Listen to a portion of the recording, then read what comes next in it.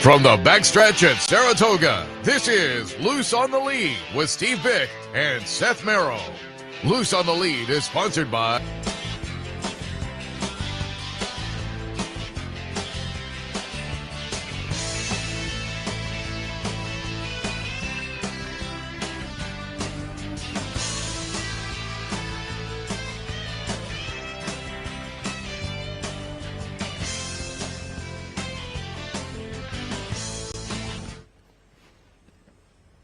Good morning and welcome to Loose on the Lead on this Sunday morning, the last Sunday of the Saratoga 2022 meet. We'll have a little recap a little bit later on. We'll be joined by Pat McKenna from NYRA to give us a NYRA perspective on the 2020 meet. I'm sure he's going to be very enthusiastic because it was great racing for the most part.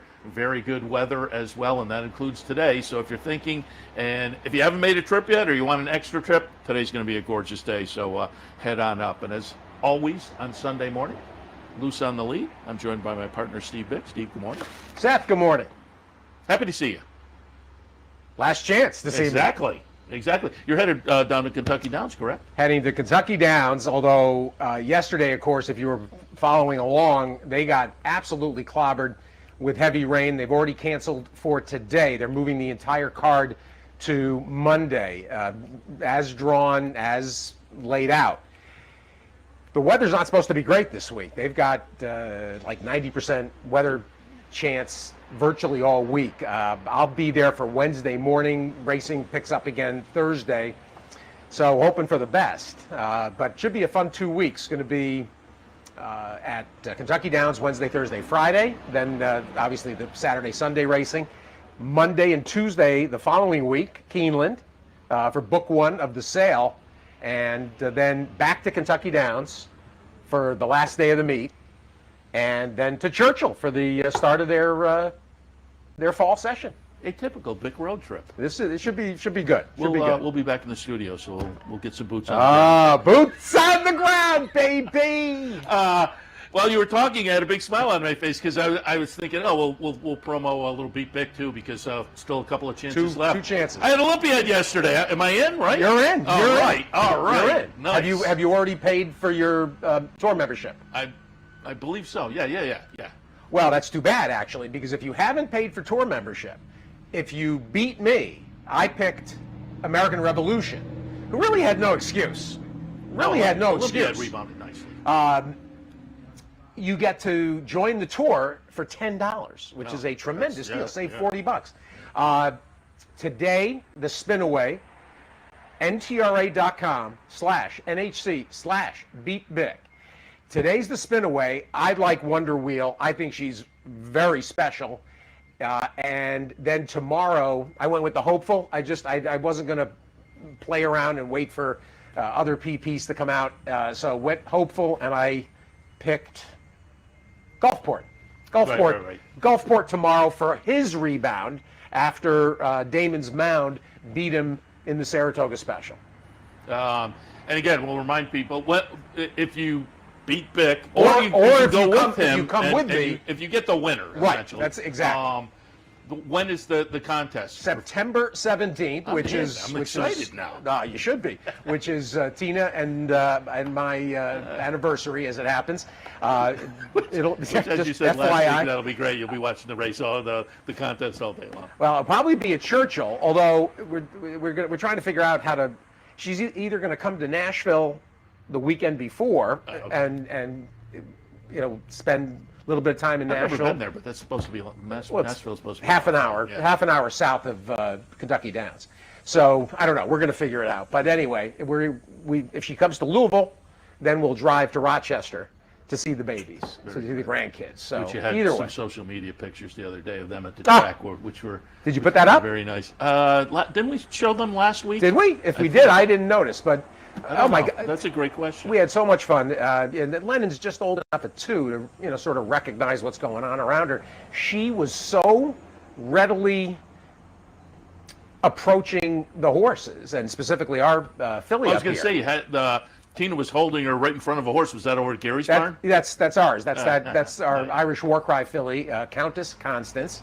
And then later on, after they spent some time in the picnic grove by the paddock, as we were kind of getting ready to go, jocks were coming out, and it just so happened that Jackie Davis was on her way out, and I got a fabulous picture of Jackie Davis saying hi to Lennon, and Lennon is looking at her. She's like captivated by Jackie in the silks and in the helmet, and I said to Tina just the other night, we were looking at the pictures, and as we wind down, one of the things that people need to realize, this experience, these 40 days, because of the proximity of the horses and the personalities, I should include owners, trainers, and everybody associated, jockeys, because of the proximity of the participants, this experience is what we absolutely need to sustain the game. And obviously it can't be 365 days a year at every venue. But at the boutique meets, at Del Mar, to some extent at Gulfstream, Fairgrounds, Keeneland, Oaklawn, at those sessions, the ability for people to connect to the game that intimately is what will sustain us.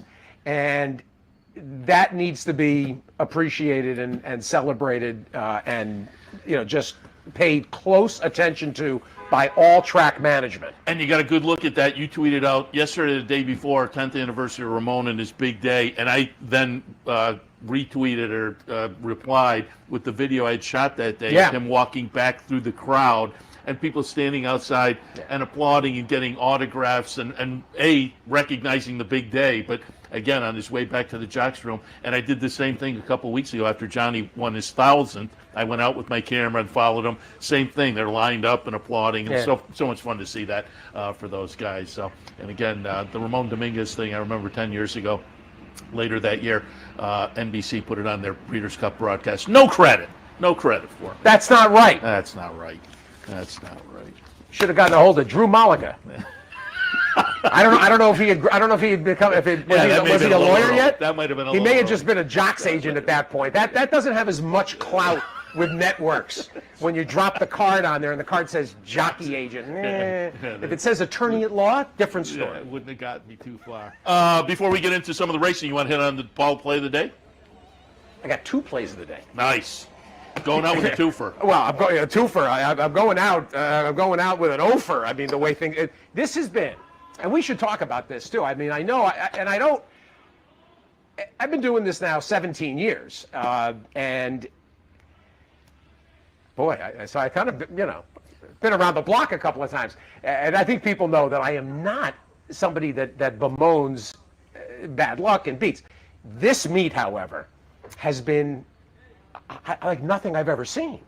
I mean, every single opportunity, except for, I guess, 2, every single opportunity I've had for any kind of significant score, 1 DQ, which took down $2,800 worth of multis, the non-DQ call that would have resulted in about another $2,000 worth, then photos or beats. Well, we were talking on the radio show with Chuck, or maybe it was after the radio show, how many people, and you were among them, who needed mirror mission. Mirror mission. Well, that's just a funny. Oof. That's just a funny one of those circumstances that a certain horse that everybody, a price horse that everybody needed, but every single time. I mean, I counted it up a little bit, and I mean, I'm down easy. There's a funny sidebar to this. I'm down easily 4,500 at the meet, and I got a lot of it back at Kentucky Downs on Thursday, but that's not the point. Knowing how narrow the margin is, where you need 1 or 2 hits every couple of weeks, 500, 1,200, 2,000. You need 3 or 4 of those, maybe 5 over the course of the meet to at least get you, even, depending on how you play. I mean, I'll tell you what's happened. I actually, and this doesn't help. the losses are mounting, and you're getting frustrated. So instead of throwing more, and people know you and I have a very similar philosophy about betting a little to win a lot. And my budget typically for pick fives is about $72. With backups, I'll get up maybe to about 120. And my pick four budget's 36, 48, with backups into the probably $60, $70 range. When you start to get these losses, you kind of pare back a little bit on your ticket. And in fact, on Friday afternoon, I had a $36 ticket get beat on the wire for $1,800. And actually, even if I had put together a ticket for 72 or 108, whatever, I wasn't going to hit because the horse that won wasn't going to be on the ticket. But it's one of those downward spirals that you're leaking money, and instead of either maintaining your typical budget, the pocket is only so deep. So the good news is hit a nice lick at Kentucky Downs on Thursday that got most of that back, which just shows you, right? It's very funny, but it has really been crazy. Well, on my side, I'm handicapping, and the metric is the top picks, which there's some social media going back and forth on that, which is interesting. And I'm not defending top picks versus ROI. It's just who does the calculating and whatnot. Top picks just becomes an easy metric for people. But being a public handicapper, I was kind of keeping track of that. And through the first 2/3 of the meet, I was doing very well. I shoot for 120, which is average of 3 wins a day. So I shoot for that, and I was right on line. And about the last week and a half, I just went ice cold with the top picks. The picks overall were still doing great if you played around. But this week, Wednesday, Thursday, and Friday was my first offer for top picks. Wednesday I had 2. Thursday I had 1 top pick. So Wednesday, Thursday, Friday I had 3 top picks. My second choice won 12 races. and from handicapping, the first of the top pick on any given day, you could pretty easily switch out. That was frustrating. Well, that's going to happen, and I'll be honest. I mean, my stuff is published. It's on both the Derby Trail and on the radio show website. I didn't pick any more or less winners in the slots the way I striate them than I ever do. It's just for whatever I did. If I used a pair in a leg, the third horse wins. If I went 3 deep, it's the craziest thing I've ever seen. I will tell you something funny. I don't mean to do this at your expense. I'm walking in Saturday. I parked at the barn, so I'm walking in, and there's the kids, the kids with the newspapers. And so the kid says, "Boy, you look like somebody that absolutely wants to have the whatever the hell it was, the green sheet, the whatever the thing was." I said, I appreciate that, son, but I said, I actually, my analysis is on my website. He says, well, you got to be doing better than this guy. He went 0 for 10 yesterday. And I said, who? And he goes, this guy. And I started a laugh. I said, of all the moments, not one kid has said a word to me all summer. This kid's like, look at this guy. It's you. And I'm like, I said, no. I said, no way, Seth went 0 for 10. I said, I couldn't laugh my ass off. I think I'm still leading in there. What's a kid looking at? Well, he did say, it's funny, he did say, they've actually done really well this summer. I mean, in fact, I said, son, that's my TV partner for 15 years. I said, he's really good. All right, let's take a look at these two. Let me give you these 2 plays. This is another good card. Yesterday, I had a lot of fun yesterday with the card. And in fact, I'll give you an example of, here's a perfect example of how things have been goofy for me all meet. Yesterday, my big value play, if it had been me yesterday, the horse that I would have... Al Gold? No. Oh. Although I used Al Gold as a I think 3rd choice in there, and I wrote extensively that group of maidens, everybody was going to run to Croupi and run to the 2 Belmonts, but there were 3 or 4 firsters that there was Joe Sharp with Better Days Are Coming. There was instant coffee for Al Gold. There was Shug's Horse. That was the funniest hunch double or exacta of the year. Juan Valdez and instant coffee. Come on! I didn't hey put that now. together. So, Nice. but the horse in the fifth, that Sugar Gray Leonard, absolutely had a huge shot in that starter allowance fifth. That was my best value. I would have made that a DePaula play, and in deep stretch, it looked like he was going to hold off the short-priced favorite, and just got worn down. 30-1 second. I mean, that's been the meat. Today, you got a few that are very similar. And back-to-back in the 9th and the 10th, the first horse I identified was Cape Cod Causeway. And I thought that Cape Cod Causeway has shown steady improvement trying to break the maiden. Now, is up to a handful, 5 starts maybe now? The opportunity here is that I think money's going to gravitate elsewhere, and I think you're going to get all of that 5-1. And one more step forward, Cape Cod Causeway wins that 10th race and breaks the maiden. And I assume that's is that the Maspeth people? Yes, Mashpee Village. I had a very fun conversation with Mark Hennig, stopped by when I was interviewing Kieran, and we did a little bit of D. Wayne Lucas, assistance. And I asked him about Mashpee because when I was a kid, we used to stay. When I was a little kid, we used to stay at Buzzards Bay, which is Mashpee Village, which is on the Cape, right down in the bay.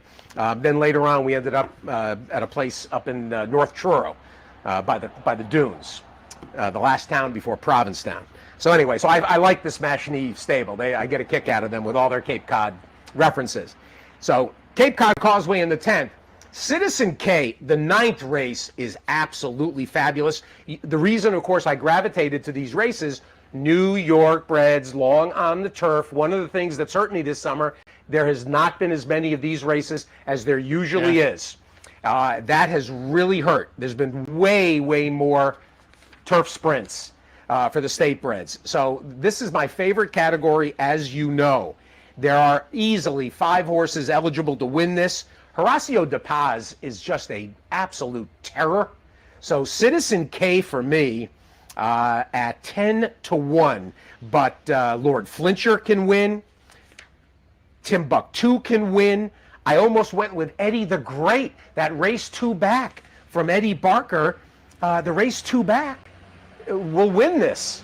So this is a wide open group. I want a good middle price long shot. There's a double. The 10 and the 4 and the 9th and the 10th, 10-1, 5-1. Let's try to get, I've had nothing but seconds, 5 seconds out of 19 plays. Let's get 2 wins and at least tip the scales back in the right direction. Good luck with the DePaula plays of the day. And thanks to DePaula again. I had so much fun. Last year, I know the results have not been what they were last year, but I take this really seriously and really have enjoyed it for a second year. So thanks to DePaula. I'm being told you got one more swing tomorrow, right? Do I? I don't. Yeah, I'm being told yes in my ear. Really? So you're up on Labor Day. Too. So I can still get out of here with a positive ROI, maybe? Yeah. Yes. Yeah. Well, let's take a break. When we come back, we'll take a look at some of the action from yesterday. I mean, how do we can start with Flightline? Well, I have him on the list. We can start where we want. For those of you, did anybody not see it? Well, we showed it in the handicappers report too, but we will pull it up. But let's take a break. Did you tell them in the handicappers report that he got 126 fire? I was looking as we, and I think it had come out just minutes before. 126. Second highest behind Ghost Zapper's 128. And he was geared down. Well, that's the thing. He missed the track record by 0.17, so less than a fifth of a second. And the last 80 yards, he's barely right. It's unbelievable. But we'll look at that and talk about it a little more. We'll take a break. When we come back, some action from yesterday. Don't forget, we'll be joined by Pat McKenna from the New York Racing Association. A little recap from the NYRA perspective. All of that after this. Stay tuned. Birdstone is an outside front. They're coming down to the finish. Can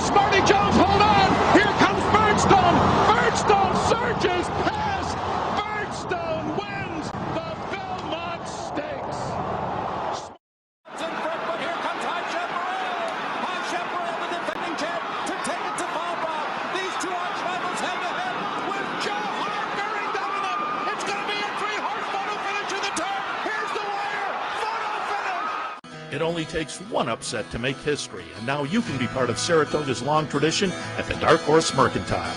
The Dark Horse Mercantile offers a carefully curated selection of clothing, gifts, and home decor, from one-of-a-kind vintage racing memorabilia to select brands like Barber and Under Armour, as well as exclusive Dark Horse branded merchandise. So celebrate the Dark Horse in all of us at the Dark Horse Mercantile, downtown Saratoga, where the smart bet is always the Dark Horse. What if there was a way to become a better horse player, to have a better knowledge of the game, to be more successful? What if there were a way to take what you've learned, what you know, and make better decisions, better choices? In horse racing, knowledge is a powerful tool. Race results and replays, past performances and live streaming, wagering from all your digital devices. Capital OTB. Become a better horse player.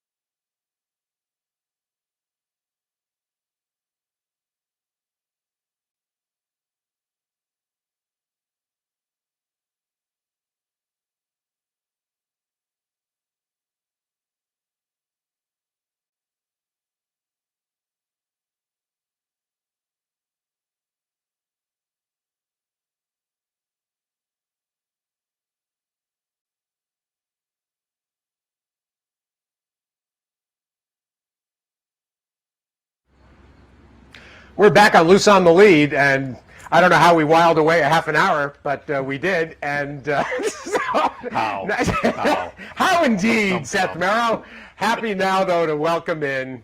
I think we started the season with Pat McKenna. Did we? Did we? You did on the radio, I know, because I came over and Pat was on. I think Pat's always on.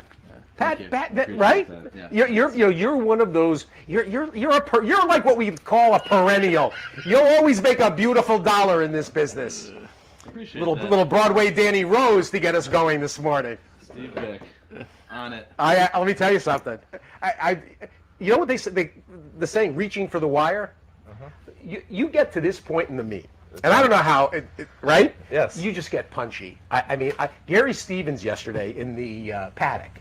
I'm walking in with Gary, and Gary's like, I can see him like walking like this and looking. I said, Gary, and he looks up. I said, you okay? He said,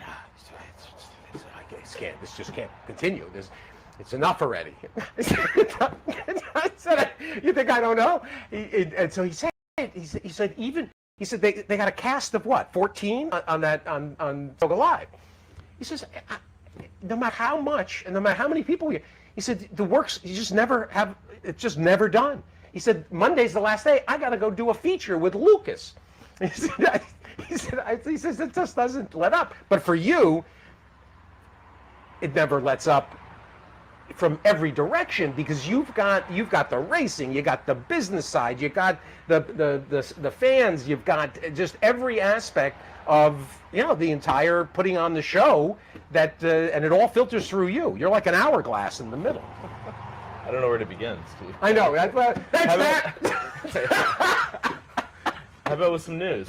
So we just announced, you guys would not have known this because you're on the air, that John Imbrial will be retiring as full-time NYRA race caller at the end of 2022. So this will be his last Saratoga. He'll continue to call the Belmont meets, anything that begins with Belmont. So if it's Belmont at Aqueduct or Belmont at Belmont Park, in 2023 and beyond. Frank Mirmati will become the Saratoga race caller in 2023, and Chris Griffin from Parks will handle the race calling duties at Aqueduct. Starting January 1st. Starting January 1st, Chris Griffin will start at Aqueduct, and then from there, he'll do Aqueduct Winter, Aqueduct Spring, Aqueduct Fall, so he'll be the permanent Aqueduct race caller. So we will have 2 race callers at NYRA beginning in 3 race callers at NYRA beginning in 2023. Oh, wow. Johnny I, Wow. Frank Mirmati, Tremendous. Chris Griffin. Yeah. Tremendous. So, congratulations to Johnny I, who will take somewhat of a step back, but still be involved, which is fantastic. Well, that is a great piece of news. And if we had telephone capabilities, we would patch Frank in right this minute before he gets going at Monmouth Park. There, it's funny. It's funny that this comes to fruition, because there had been this Miramati watch rumor about something, and so interesting. And so and what's Chris Griffin doing in the summer? Do we know? Monmouth. I bet you Monmouth. Makes sense. Yeah. That would make sense. Okay. Certainly a guy on the up and come, and you could see. He was great at Aqueduct this winter. And he was stepped in a few times. John Embriell, great job up here. So congratulations to him, and good fortune going forward. But Frank has always been a lot of fun his whole career, and down at Oaklawn and now Santa Anita and Monmouth. And he the few days he's been up here, it's been a lot of fun. I've been friends with Frank for a long time. But Chris Griffin, also one of those guys you could see kind of was making the progression. So yeah, nice move. Hey, I like you breaking some news. I don't know if it's breaking, but it's almost breaking here. Yeah. I love it. Well, that's great. And listen, Johnny, for his part, got this stint with how many? 2 years? 3 years? Yeah. Basically 3 years. Yep. After a career of, the occasional step-ins and some, winter meets and so forth, and to have had, his turn in those booths, certainly was so, so deserving. And wow, that's great. I like it. Yeah, very much. I like so. that. Nice. Pat, give us a little overall. When you sat down, we were talking. We talked yesterday a little bit too. I mean, and I said earlier when I said we're going to, during the handicapping show, we're going to have Pat on. I'm sure you guys are kind of over the moon with the 2022 meet. The weather has turned out to be, for the vast part, very, very nice. But the racing, and I think when January, February rolls around, whenever the Eclipse Awards come, a lot of those winners will have raced up here at Saratoga. The racing and the stars we've seen up here, it's been a phenomenal meet. Yeah, it's been spectacular. I mean, I think the summer meet continues to exceed expectations, believe it or not, even though the bar is as high as it is when you're coming into a Saratoga.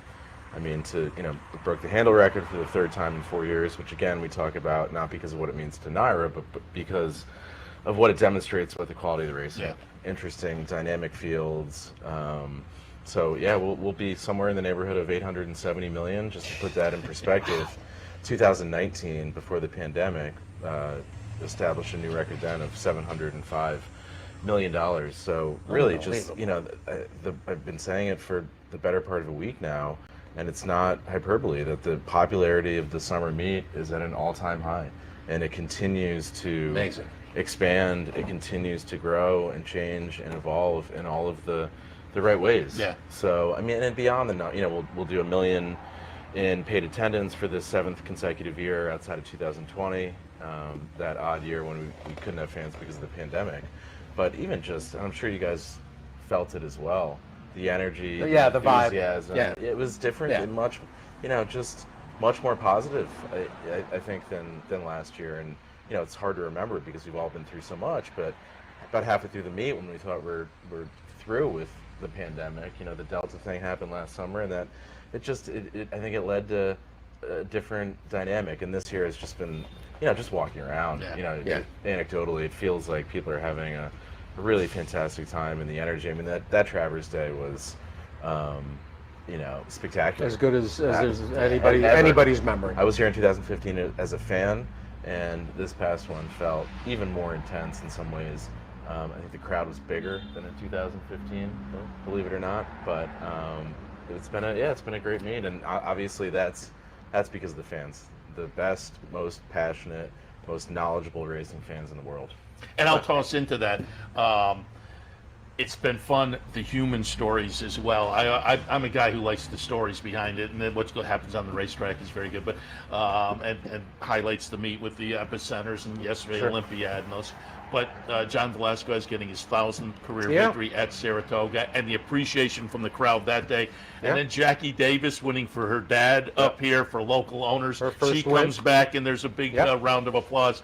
The fans really make this place special, and there were a lot of opportunities for them to demonstrate that this year. Without a doubt. I mean, it's humbling, really, to see the response beginning on opening day and continuing right along. I mean, even despite that, those sort of two separate heat waves, That's a good point. You know, that which again feels like ancient history, but that was the story of the day for about a week and a half or more. It was more. It was easily 2 full weeks. Yep. Two notes on the attendance and on the handle.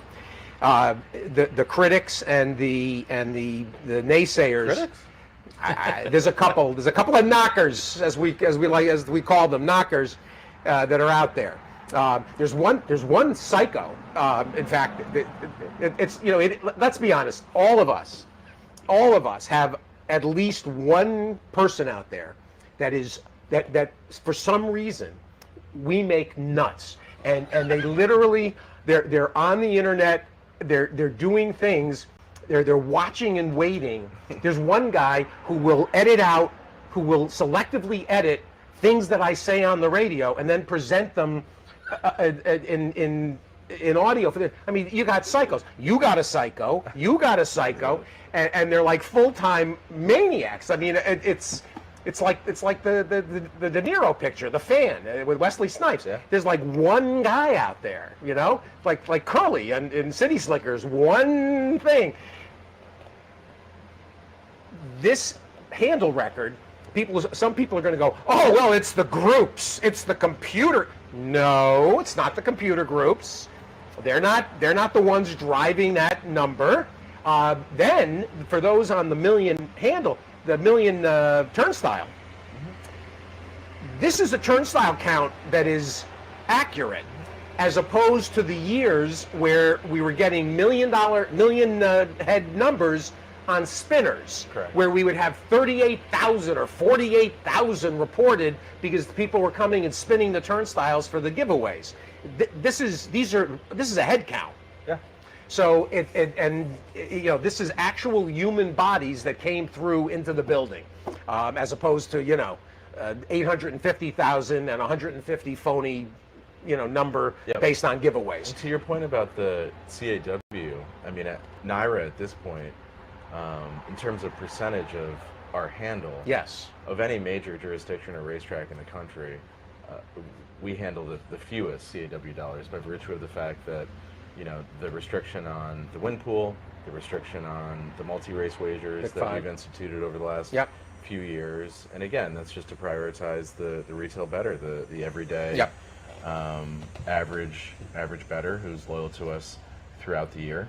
So absolutely. I mean, these are, this is a nice part of the year because you get to look back at Saratoga and fortunately, so many more successes than anything else. Talk a little bit about a couple of new additions, and one I've raved about that's a little bit older now, the stretch with the underutilized sections up at the top of the grandstand, which is now an upgraded section, and I think has been a big hit with people. I had Matt Kuterin the other day, owner with the Delphi Racing in his own, and he says he's got a spot up there and really enjoys it, and everybody seems to.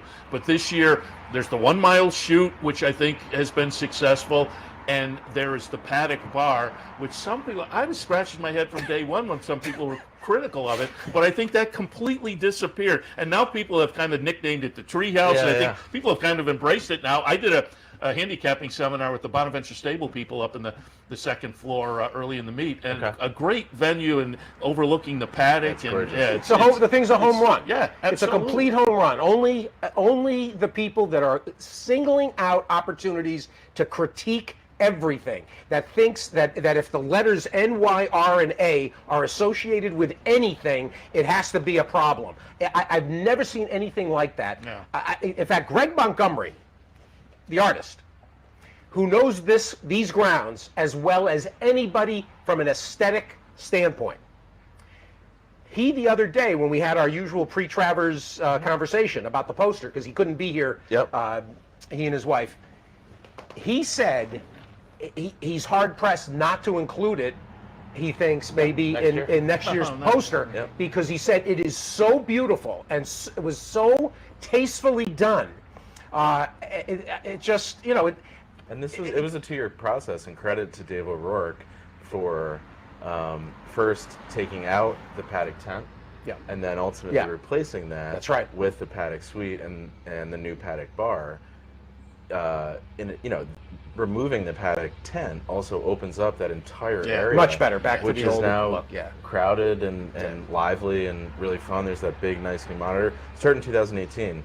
The stretch, 2019, the 1863 Club, which was the largest piece of new construction, since the grandstand.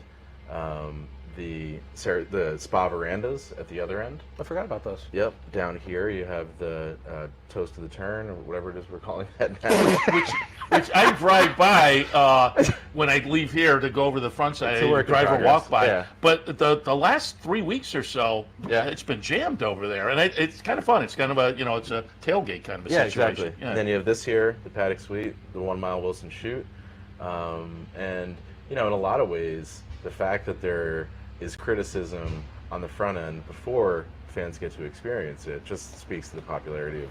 It's a good point. I mean, That's a fair point. How about this? Rewind the That's a fair clock. point. When we had the riders break from the gate in the Wilson chute as sort of a test run, I mean, there must have been 200 people out there. I know. It was the Tuesday before we opened. It was incredible. I mean, it was one of those moments where you think this is only possible in Saratoga. Strictly through word of mouth, you had a couple hundred people just to see the newest addition to Saratoga. So, Talk a little bit about also, we kind of alluded to it earlier in the conversation, but I keep bringing it up, the Fox show, which I think has been a great job for everybody involved. And I keep bringing it up because I say it doesn't just benefit Saratoga and NYRA the rest of the year. I think it benefits the industry. I have to think it's just pulling in all kinds of new fans. No doubt. Yeah, without a doubt. I mean, when you have 700 hours on national on the networks of Fox Sports available, in all 50 states. I mean, as I've heard Tony say many times, no sport has ever. Its only benefit, more television coverage benefits any sport, and certainly horse racing, and it's the perfect venue for it here at Saratoga. I mean, everything visually is so striking and so impressive here that even for a casual fan who might stumble upon Saratoga Live, you're going to immediately be transfixed with what you're seeing. A day like Travers Day, 1.5 million viewers on average throughout the day, the highest since 2015. The numbers day to day on the Saratoga Live show are up, 20% or more. And, these kinds of, to launch something as ambitious as basically NYRA TV, starting in 2016, it's a long play. Yeah. It takes a few years for people to recognize what it is, to know where to find it. You can promote the heck out of it, but it still requires time and attention, and I think that's what you see the fruits of those labors here now, 6 or 7 years later. I mean, the show is a behemoth. It's fantastic, and certainly contributes to everything that we've been talking about, whether it's handle, attendance, attention on Saratoga Springs as a vacation destination that's unparalleled in this part of the world. We should also note when we talk about the show to pull in a Seth Merrowism, the rising tide lifts all the boats. The other venues that have opportunity to partner in with coverage. And whether it's Oaklawn and Indiana this year for the first time, they were absolutely thrilled. Woodbine, etc. There's all the other to show you how successful this is. Tony Olivato is being accosted with requests for inclusion, right? Because everybody that gets on the Fox show sees a big boost. They get eyes on their product for the first time, and they get handle boost. And so this is a win-win. And because I do criticize them on a regular basis, the Jockey Club, we do have to always acknowledge this is an outgrowth of their McKinsey study suggestion in 2010, when McKinsey said you've got to get on television regularly and get consistent eyes. And the Jockey Club tour on Fox, that first 2 summers and falls, that was the kernel that led to this. And so the Jockey Club, to their credit, deserves an acknowledgement for planting the seed that this has turned into 12 years later. Yeah, absolutely. Before we let you go, worth mentioning, Downstate too. well, when we leave here, a little bit different this year, and just kind of fill people in on Sure. what the situation is. They're working on Belmont, so when we return to racing, which is going to be about a week and a half away, Yep. going to be at Aqueduct for the fall and into the spring. They'll be down at Aqueduct. Yeah, it'll be a long They'll run fill at us in the Big A. what's going on at Belmont, because that leads to that Yeah, situation. no, it's actually really good news. I mean, it's the first major step of the broad renovation of Belmont Park. So we're constructing a vehicular and pedestrian tunnel, sort of bordering the north lot, if you can picture it, that will allow Glenn Kozak and his team to completely reconstruct the two turf courses and the main track, as well as potentially add a synthetic surface to be the fourth surface, when we're able to consolidate racing downstate and Belmont Park is the one location. So because of that, the track will be unusable until the spring. So we'll have the Belmont Park fall meet at Aqueduct, and we're calling it Belmont at the Big A, which is kind of fun. We'll open up September 15th, and we will be at Aqueduct through mid-April, late April. So, yeah, I mean, Belmont, it's a long time coming for Glenn and his team to be able to get in there, just like we did here with the main track, just like we did with the Oklahoma track. That's true. So, it's an important project, certainly an investment in the future of Belmont Park and of thoroughbred racing downstate. Yeah, looking forward to seeing the changes. So for a clarification, because it just out of curiosity, I got a phone call this morning as I was coming in, and somebody said to me, "What is the plan for Belmont Spring Meet?" And I said, "What do you mean?" He said, "Well, I'm hearing," and I said, "No, as far as we know, Yeah. we're back at Belmont." The whole reason why we're moving to Aqueduct in the fall is so that Belmont Yeah. can be conducted at Belmont as designed on schedule. Yeah, that's what I thought. Yep. All right. Very good. You want to sum up what you thought of the 2022 meet? Spectacular. I like that. Yeah, I mean, again, thanks to the fans, your viewers, everyone who came out in person or watched and wagered from home. It was another banner year here at the Spa. So this place stands apart, not only in racing, but really in all of sports. I mean, to show up here on a Wednesday, I had some guests on a Wednesday, and they sort of walked in and thought, wow, this is, this is your Monday? There's 25,000 people here? I mean, Exactly. come on. Exactly. It doesn't get any better than Saratoga. I heard the same thing probably 3 times from the meet. People who had been making, I'm thinking all 3 of these people, it's the first time here, and it was a weekday, Yeah. and they're like, "This is a weekday? This is crazy up here." And it's just, it's very special up here. And I always say it's not just the racetrack, but you go downtown and people next year are talking about their exacta or the Right. double they're playing tomorrow. Even to see the form on sale in our programs Yeah. at Stewart's, not just here, but That's all a the way good down point. to Albany. That's true. Yep. That's true. And Pat, I- thanks to you too. I know what goes on, and it's such a challenge, and the whole a privilege. staff. I mean, Yeah. the Yeah, you staff- have a big staff. the They all do a staff great job. is well, and not to mention the publicity side of the operation. Especially in light of fewer and fewer media outlets in terms of print. So I mean the work of sometimes the interns or the young people that that you bring in every year, they're tromping the backstretch. If you don't avail yourself, we don't talk about this enough. If you don't avail yourself of the notes on the website, Yeah. You're missing Or you're the making printed a big, version. the Right. printed version. That go to the website and the notes page, the advances. There's stakes advances. There's everything that's happening. There's notebook news.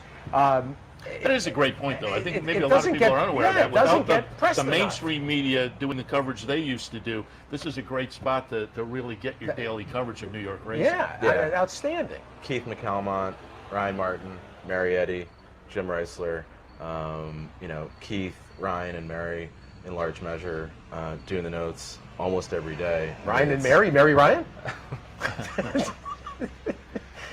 Yeah, Well, Ryan does the work of 4 people, he does. and he seems like he's in 4 places at once. Whenever you look up, there he is. He's like a jack in the box. That's right. And thank you guys. Appreciate Once it. again being here. Yeah, can't we run the meet without Seth Merrow. We No. will. I will throw it back at you. We always like to take an opportunity when we get somebody from NYRA in here at the end of the meet to thank you guys for giving us this location. Of course. Every year. I mean, the greatest location in horse racing. I Yeah. think with the horses working behind us in the morning, and we certainly appreciate all NYRA does for us as well. All right, Pat, we'll let you go. But again, great meet, great job from your crew, and we'll be looking forward to racing, after the next 2 days, obviously, but then another week and a half down in New York with the Belmont and Aqueduct meet. So appreciate the visit this morning. Absolutely. Thanks, guys. All right, we'll take another break. When we come back, we'll review some of the action from yesterday and more. Stay tuned. It only takes one upset to make history, and now you can be part of Saratoga's long tradition at the Dark Horse Mercantile. The Dark Horse Mercantile offers a carefully curated selection of clothing, gifts, and home decor from one-of-a-kind vintage racing memorabilia to select brands like Barber and Under Armour, as well as exclusive Dark Horse branded merchandise. So celebrate the Dark Horse in all of us at the Dark Horse Mercantile, downtown Saratoga, where the smart bet is always the Dark Horse.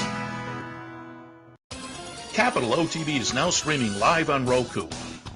The RTN Racing channel on Roku lets you watch OTB TV live through your Roku device or your Amazon Fire Stick, rather than being limited to computers and mobile devices, which means you can now watch OTB live wherever you are. Simply open Roku, scroll to find the RTN channel, then click on OTB TV. OTB TV on Roku. Try it now. No matter where in the world you are, the excitement of wagering on horse racing is just a click away. You'll get live streaming, past performances, race replays, our virtual tote board, analysis and selections from professional handicappers, a simple, safe, and secure wagering platform, and best of all, you get track prices. CapitalOTBBet.com. Bet any place, anytime at CapitalOTBBet.com. And be sure to download our new mobile app from the iTunes Store or Google Play.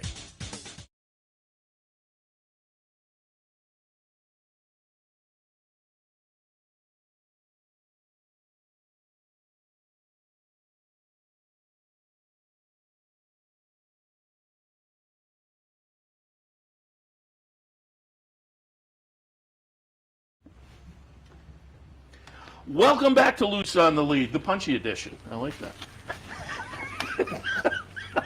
It's the same every year. It is. It's the same, and since last week, normally we'd have Sean Clancy, but he wasn't going to be here, and then we're doubly punchy. Yeah. And of course, last week was a little bit, downcast because of the difficulty that Sean experienced. So we're making up for it today. With our and I mentioned to you, if Sally Ellen from Country Life Farm is watching, I was going to wear one of the ties today, and it's sitting on my dining room table because she gave me a whole slew of ties that you would appreciate, and one of them had the Looney Tunes characters on. That was going to be the one today, and you should acknowledge too. I mean, I kind of a slow start during the heat, and but I've ramped back up here. I do like that jacket quite a bit. As you should. Yeah, and I went with, I thought...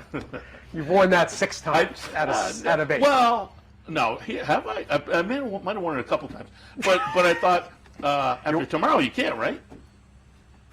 They've relaxed that to some extent. I mean, I thought you would be. I thought you'd be a stickler with that. I used to be. Believe me, I used to be. You come from the country club set. You live and die by the no white. No white after Labor Day. It has. They've relaxed that somewhat. All right. But I got everything I needed to get in. I got the seersucker in for Alabama Day, which we had the picture of. Oh, that was working. That was good. Chef's kiss, baby.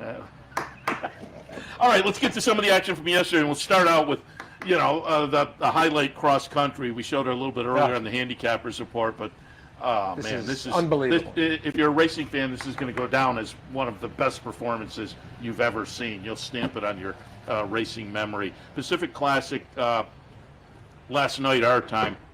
We're going to watch the whole race. It was last night there too.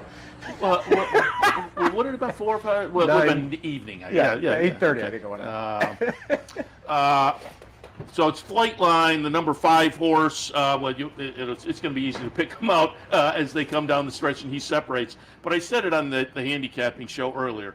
Keep in mind, running second is Country Grammar, who won the Dubai World Cup this year, and it's notable because of the margin that Flightline wins by, just under 20 lengths. And again, look at the time when they come under. The time for the race being 1:59.28. which was .17 off the track record, so less than a fifth of a second off the track record. And watch as they come down the stretch. Flavien Prat's not riding for the last 80 yards or so, so no telling what he could have done. And then again, on the handicapping show while we were showing the race, I went and looked because I hadn't seen a buyer, and I pulled up, and I kind of had to double check myself. 126 for the buyer. This was just, like I say, this ranks up with one of the all-time best you've ever seen. This is, granted, you know, he is essentially beating, you know, a handful of you know, modest stake horses. But that's not even germane now. This is a race against the clock, essentially. And you can see that he went in 109 for the 3/4. And now he's just going to power away and win by close to 20 lengths. You know, what are we supposed to think? Is it going to be a different scenario at Keeneland? It's going to be different because there's probably going to be 12 horses. I mean, let's acknowledge that Olympiad and his performance, 105 buyer winning the Jockey Club yesterday. We'll see that in a minute. But this is a mercurial horse, a just stunning talent. His brother is going to sell, a Curlin half brother, is going to sell at Keeneland as well. Jane Lyon is offering. I wrote yesterday, it felt like kind of a Knicks go moment, right? That going in, we had to have a referendum. Is Knicks go going to translate that 1 mile speed, the 1 turn elongated sprint speed, into classic distance? And what are you supposed to say about this? I mean, it's. In fact, I wanted to go and get the final quarter and the final half. Final quarter was 24.75. Thank you. So the final half was 40, just about 48. I don't know. Anything close to this? No, wait. Anything close to this? No, I was looking at the wrong fractions. The final quarter was 24.81. The final half was a little over 48. Well, Epicenter turned in what, a 112. Life is good.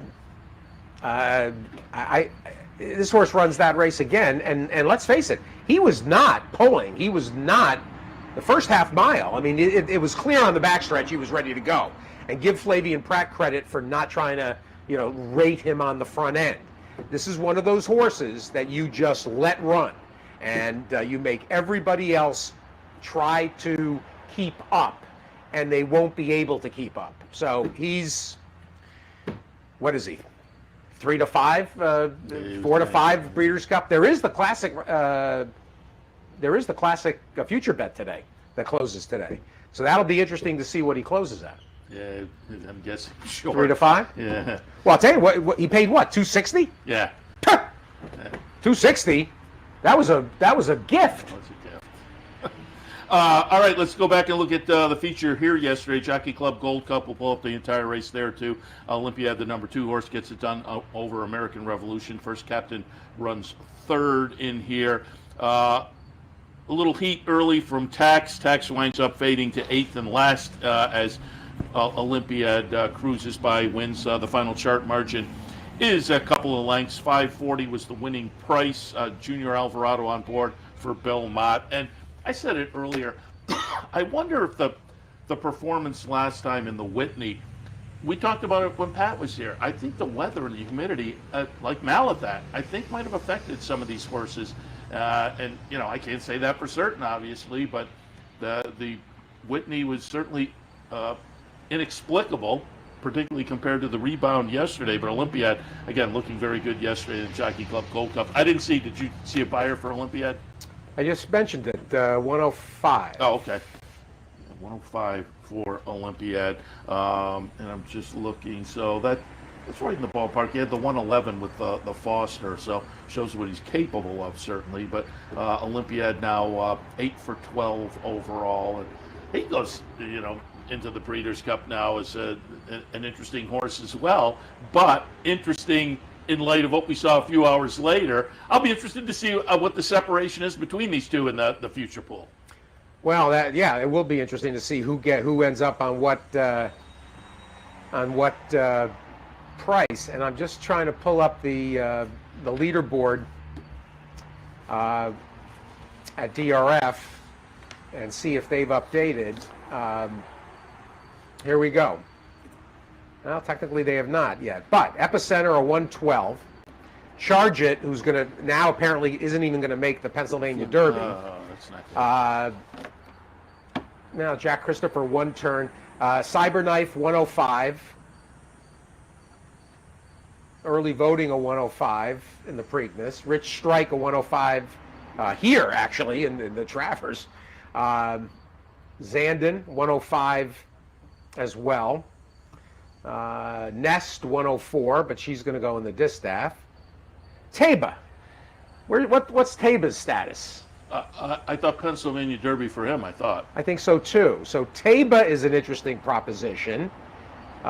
Speaker's Corner, who tried last week, and although he's not going to go long.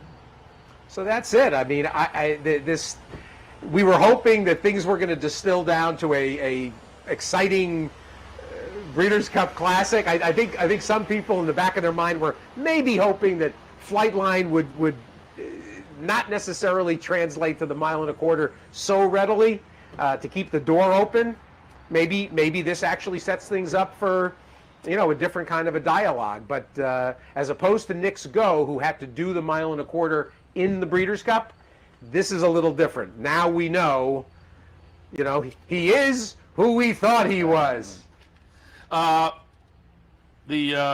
Flower Bowl yesterday, Virginia Joy goes out and walks the dog on the front end. Yeah, that was, and for those that tried to single, see, this is where it really is problematic that when we do get smallish fields and we don't get honest paces, that's where you feel it the most. Yeah. Because, not that Warlike Goddess had to win or there was some imperative that she wins, but you need enough horses to keep the pace honest. Chuck, it's funny, Chuck Simon, who we didn't get a chance to, did we have Chuck on? No. I wanted to get Chuck on during the season. Chuck brings up a great point. Everybody in America, we should be more like Europe. Well, in Europe, they run rabbits. Yeah. Outfits bring in a second horse to keep the pace honest for their horse that needs pace. In America, somebody brings in a rabbit. Oh, that's not fair. Oh, it's funny. You love everything else about European racing, but we're not supposed to have rabbits. That's where we draw the line. It is funny, and where did that end? Because when I got into the game, and it doesn't seem like it was that long ago, they were still run, but you never. Well, you got people, you got people that say, well, Damascus never would have beaten Dr. Fager if it wasn't for the rabbit. Oh, okay. Yeah, like I say, I don't get it. I mean, they've disappeared from the it was scene. okay for not to Frankel. Listen, you do what you have to do to win. I mean, right? Isn't that the idea here? Yeah. Wanted to show one more race before we wrap up. Al Gold, the 2-year-old races yesterday. To me, the one that stood out was Instant Coffee. We'll watch the stretch run here. It was the 8th race yesterday. First time starter for Al Gold. Great on the rail. Sox. Dylan Davis on board.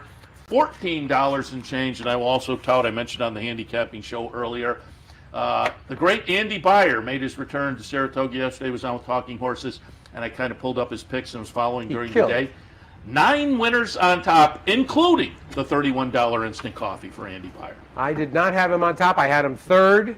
The horse that's on the lead here, it's funny, the way Brighter Days Are Coming, the two, you see him sort of slowing badly. I checked with Joe Sharp this morning to make sure I said, did he bleed? He said, no, he didn't bleed. He said, he'll be all right. He just got tired. But this horse, for those of you that have used the Clocker Report, if you used the Clocker Report, you knew that Instant Coffee and Brighter Days Are Coming both had shots to win and beat the horses that had experience. And sometimes that's a hard decision to make because those that have run generally have an edge. And so when you're dealing with Pletcher and who else? Mott had horses that were making second or third starts. Asmussen, your tendency is to think you got to give them the edge. But that race was a bit of a sinkhole, and being open to the firsters was the way to go, and you were rewarded. And Al Gold, I mean, granted the Haskell is run at Monmouth. Al Gold had a fabulous summer. Yeah. Between Haskell and Cyberknife second in the Travers and the other horses that he's won with here. Delighted for Al. Al, in some ways, I mean, he's not on the owner top 10. I mean, Larry Goichman had a great summer. Randy Hill and the Reeves won multiple races. Yeah, I mean, and you know that Seth Klarman and Michael Dubb and Mike Caruso and those partners, they're all going to have lots of winners.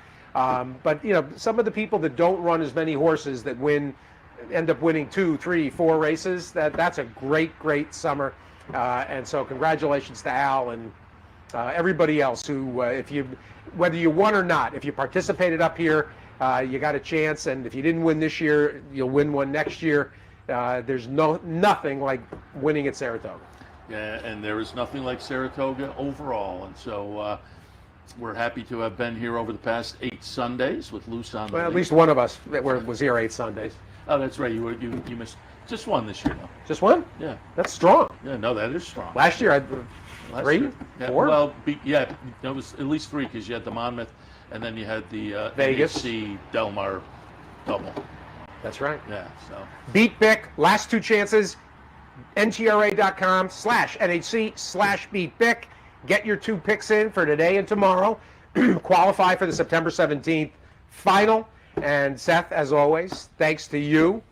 Big shout outs to everybody at home and for tuning in and for giving Seth the business about his tie selections. Yeah, you don't know how many times I hear people talking about the ties over there.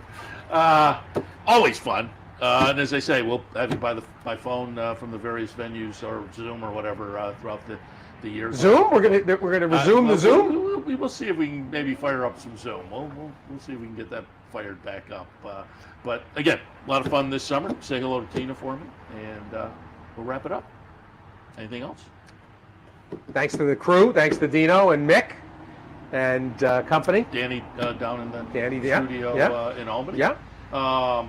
All right, we'll wrap it up. This is the last edition of Loose on the Lead, but we're back in tomorrow with morning programming, handicapper support at 9, 10 a.m. We'll be racing across America. Don't forget, early post time today and tomorrow, 12:35. Don't forget also low rollers today over on the front side. Always a lot of fun. Go over, put your $40 in, 10 in the prize pool, the $30 card. You make $2 win place and show bets. And see if you can move up the leaderboard and maybe collect some extra money. I will be taking my last swing. It's been a long season after a good start. I've been kind of whiffing on low rollers, so I'm looking forward to my last shot this afternoon. So it's a lot of fun. You can do that. 4-star day bar areas where you sign up. All right, I'm going to wrap it up. Enjoy the racing this afternoon. If you come up, it's a beautiful day. If you're watching at home, enjoy here on the network. Tomorrow morning back in 9 a.m. handicapper support, 10 a.m. racing across America. We'll see you then. You're watching OTB TV, a service of Capital Off Track Betting.